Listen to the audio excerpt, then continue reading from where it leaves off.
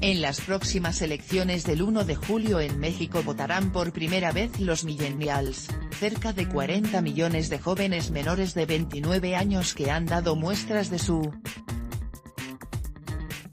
solidaridad social y cívica, fueron heroicos en el pasado terremoto del 19 de septiembre, pero que, por razones obvias, carecen de memoria histórica sobre los tiempos de la presidencia imperial mexicana. Los mayores solo conocieron de niños la crisis del PRI a finales del siglo pasado y todos padecieron los erráticos gobiernos de la transición en este siglo. Hartos de la violencia, la corrupción, la impunidad y la desigualdad social, tienen razones suficientes para reclamar un cambio. La juventud, por definición, es y debe ser rebelde. Lo último que quiere escuchar son consejos de abuelo. Por ello es difícil predicarles que ese cambio de gobierno puede desembocar en la reedición, corregida y aumentada, del pasado autoritario. Pero eso es justamente lo que he intentado hacer en una gira por universidades del interior del país, ofrecer un panorama comparativo entre los tiempos autoritarios que viví y la era actual, en espera de que esa comparación enriquezca su criterio al instante de votar.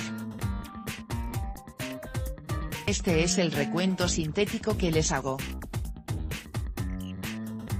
Durante aquel régimen que duró 71 años y que llamé la presidencia imperial, el presidente tenía el monopolio de la violencia legítima y de la violencia impune. Además de los inmensos poderes, políticos, económicos, militares, diplomáticos, que detentaba constitucionalmente, el presidente imperaba como un sol sobre los planetas que giraban en torno suyo. Los poderes formales, Congreso, Suprema Corte, los gobernadores, los presidentes municipales, dependían del presidente. Los burócratas, los obreros sindicalizados y las uniones campesinas congregadas en el PRI se subordinaban al presidente. Los empresarios y la Iglesia seguían las directrices del presidente. Las empresas descentralizadas y paraestatales obedecían los lineamientos del presidente. La Hacienda Pública y el Banco de México se manejaban discrecionalmente desde la Casa Presidencial de Los Pinos. Los medios de comunicación masiva eran soldados del presidente. El presidente saliente nombraba al entrante. El gobierno organizaba las elecciones y el PRI, con su complicada alquimia, obtenía según expresiones de la época, carro completo, las ganaba de todas. Desde 1939 les recuerdo, la única oposición democrática la ejercía el PAN. Después del crimen de 1968, la oposición de izquierda se refugió en las universidades públicas y la revolucionaria se fue a la guerrilla. Solo algunos periódicos, casas editoriales, revistas e intelectuales eran independientes y críticos, Octavio Paz y los escritores de la revista Vuelta, entre ellos. Aunque en los años 80 y 90 el sistema hizo leves concesiones a la oposición de izquierda, que se incorporó paulatinamente a la vida parlamentaria, el orden autoritario perduró, con leves cambios, hasta el fin de siglo. Desde hace 20 años continúa mi explicación, México ha cambiado porque adoptó los valores y principios de la democracia liberal. La presidencia imperial ha desaparecido, como lo prueba el hecho palmario que estamos a punto de atestiguar, al gobierno que no cumple se le castiga con el voto. El presidente solo puede hacer uso, bueno o malo, de sus poderes constitucionales.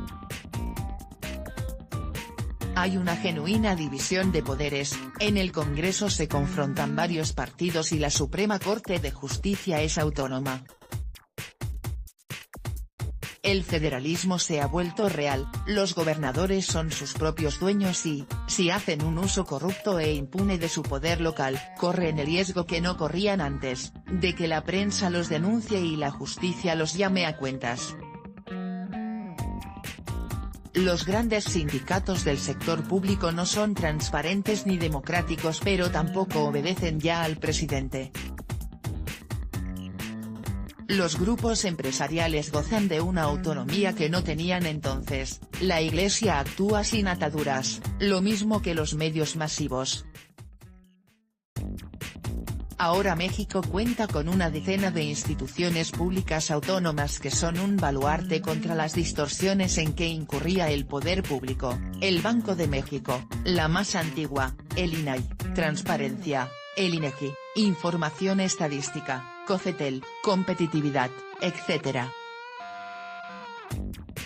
El Instituto Nacional Electoral, no el gobierno, concluyó, se hace cargo de las elecciones.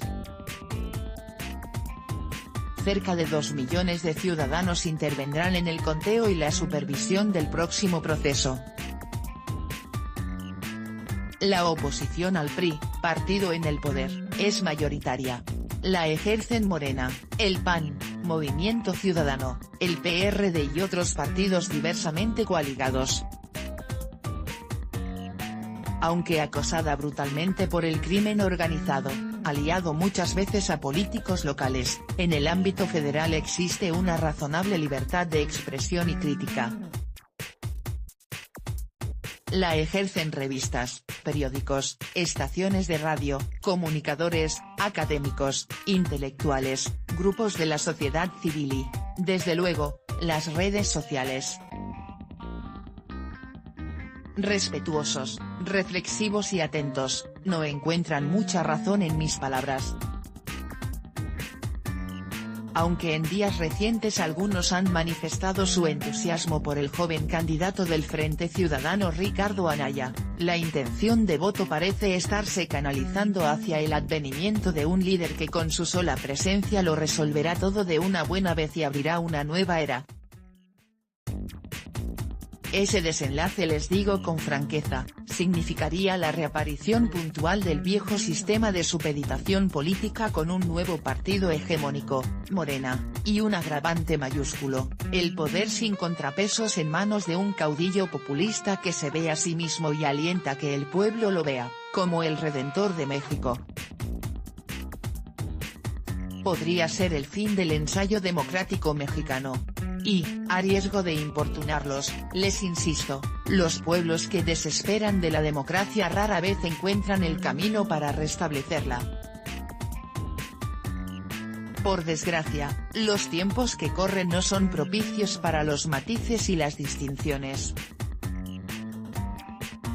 Es difícil pedir a los jóvenes que cuiden el frágil edificio de la democracia que construyeron las generaciones anteriores. Es difícil advertirles que la libertad de expresión está en riesgo por la vía de la censura y la autocensura. ¿Quién tendrá el valor de enfrentar a los ejércitos mediáticos de la verdad oficial? Los jóvenes aprenderán por la única vía infalible, la experiencia. Si López Obrador triunfa en las urnas el 1 de julio y restaura una presidencia imperial que, como la antigua, busque eternizarse, estos mismos jóvenes que acaso votarán por él serán los primeros en ponerle diques. Comprenderán que la libertad, como el aire, solo se aprecia cuando se pierde. Puedes seguir El País Opinión en Facebook, Twitter o suscribirte aquí a la newsletter.